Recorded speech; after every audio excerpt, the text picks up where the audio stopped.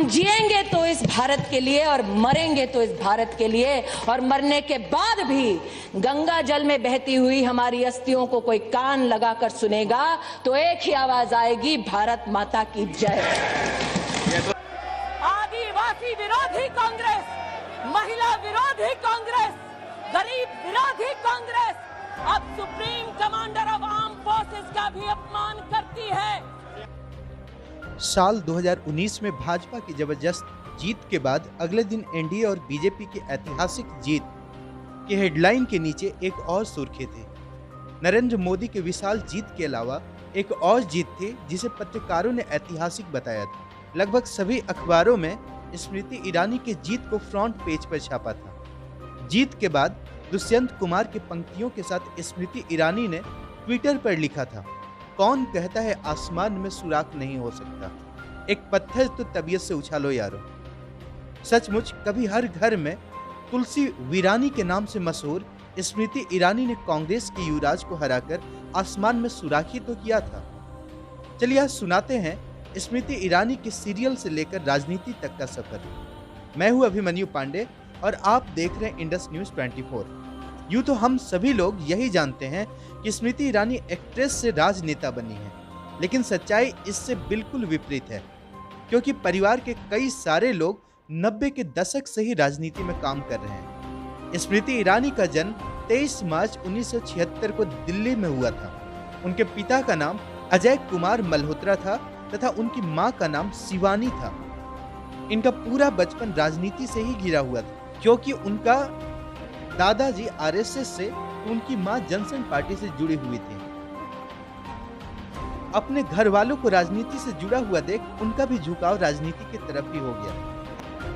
हालांकि उनका interest actress बनने में भी था और वो बड़ी होकर एक एक्ट्रेस बनना चाहती थी। स्मृति ईरानी ने होली चाइल्ड ऑक्सिलियम हाई स्कूल से अपनी 12वीं तक की पढ़ाई की थी। इसके बाद school of open learning university of Delhi से बीकॉम में एडमिशन ले ली।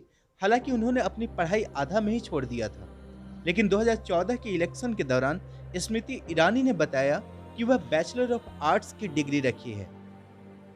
उनका क्वालिफिकेशन को लेकर समय समय पर लोकसभा में सवाल भी उठते रहते हैं।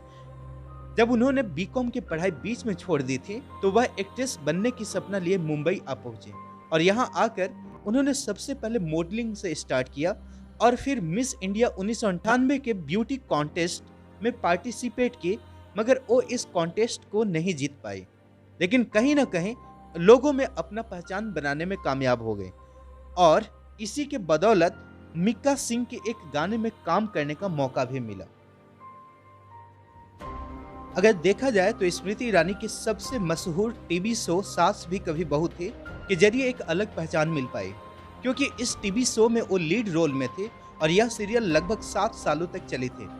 इसके बाद ईरानी ने अपना राजनीति में भी कुछ बड़ा करने के लिए साल 2003 में बीजेपी को ज्वाइन कर ली और फिर उन्हें 2004 में कपिल सिब्बल के खिलाफ दिल्ली के चांदनी चौक से उतारा गया, लेकिन स्मृति यह चुनाव हार गई।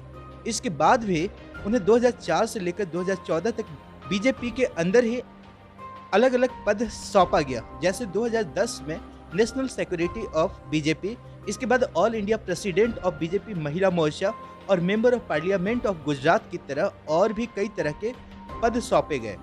हालांकि 2014 के लोकसभा चुनाव में उन्हें बीजेपी के सबसे कठिन सीट अमेठी से एक बार फिर राहुल गांधी के खिलाफ उतारा गया, लेकिन इस बार भी वह बीजेपी को कामयाबी दिलाने से चूक गई।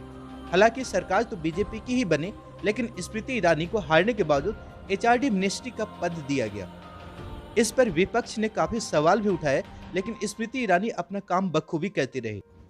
Ministry of information and broadcasting के पदभार भी दिए गए और फिर 2019 में जब दूसरा चुनाव हुआ तो एक बार फिर से ईरानी को ही राहुल गांधी के खिलाफ अमेठी से उतारा गया, लेकिन इस बार ईरानी ने भारत की राजनीति में तहलका मचा के रख दिया था, क्योंकि जिस सीट पर पिछले कई दशकों से कोई भी कांग्रेस को नहीं हरा पाया था, वह स्मृति ईरानी ने president of Indian national Congress Rahul Gandhi को हरा दी थी। यह जीत स्मृति ईरानी के लिए ही नहीं बल्कि बीजेपी के लिए भी बहुत खास था।